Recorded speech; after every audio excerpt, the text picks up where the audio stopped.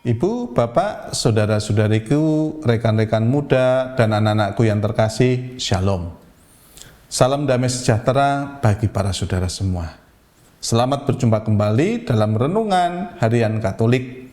Hari ini, Sabtu, tanggal 31 Januari tahun 2026, merupakan peringatan wajib Santo Yohanes Bosco, seorang imam. Tema renungan kita hari ini ialah nahkoda kapal keselamatan.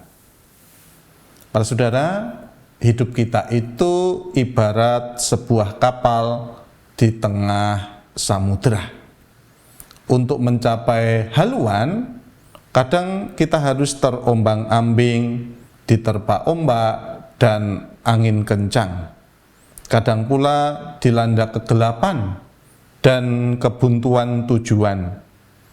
Tetapi juga kita akan mengalami situasi yang menyenangkan. Dalam kondisi ini, ketangguhan, bahtera, kemahiran seorang nahkoda, dan kesiapan mental para penumpang sangat dibutuhkan. Nah, Raja Daud dipilih Allah untuk menjadi nahkoda, membawa bahtera keselamatan Israel menuju keselamatan. Ternyata sang nahkoda justru mabuk asmara, lalu berbuat dosa dengan menista Tuhan.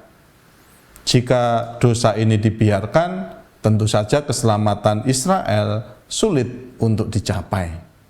Untunglah ada penumpang yang namanya Natan.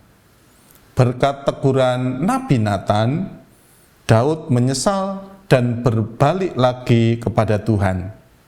Dengan demikian, bangsa Israel kembali menuju tujuan yang semestinya, yaitu keselamatan.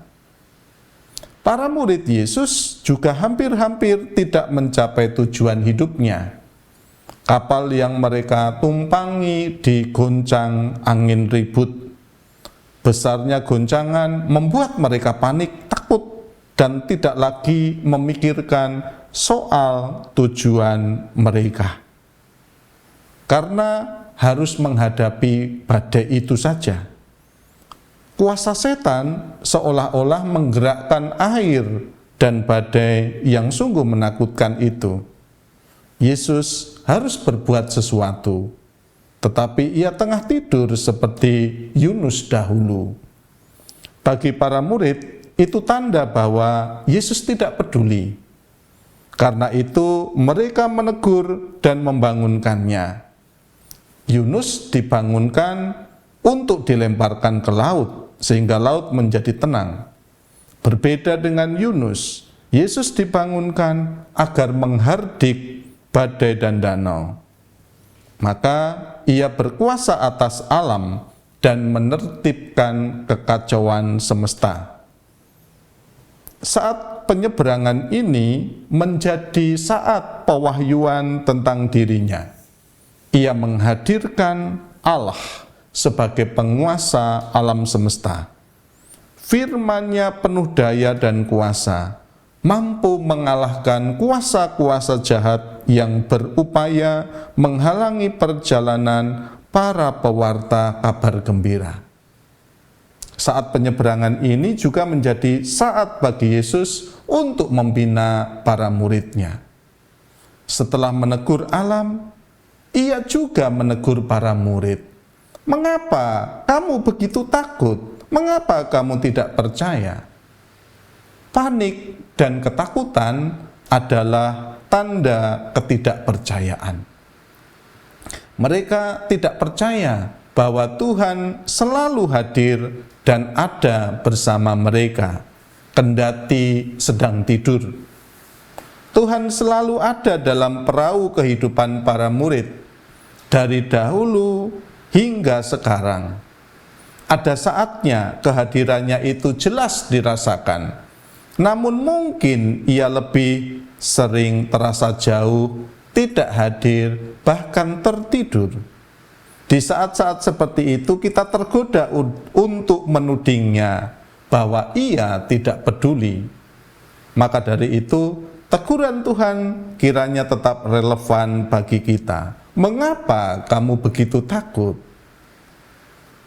Percayalah bahwa Tuhan selalu ada bersama kita dalam perahu hidup kita masing-masing. Percayalah bahwa Ia menyertai perjalanan kita. Kalau ada keyakinan itu, sekalipun sekecil biji sesawi, kita tidak akan pernah merasa takut berhadapan dengan badai dan gelombang dalam bentuk apapun.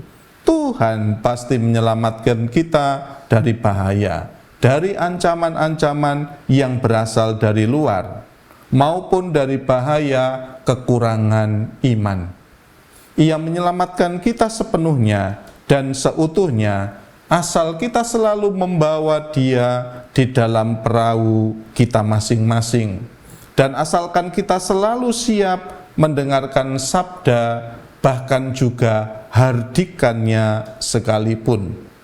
Mari kita menjadi nahkoda kapal keselamatan kita masing-masing, di mana Yesus berada di dalam hidup kita, menyertai kita, dan juga menguatkan iman kita masing-masing. Kemuliaan kepada Bapa dan Putera dan Roh Kudus, seperti pada permulaan, sekarang, selalu, dan sepanjang segala abad. Amin.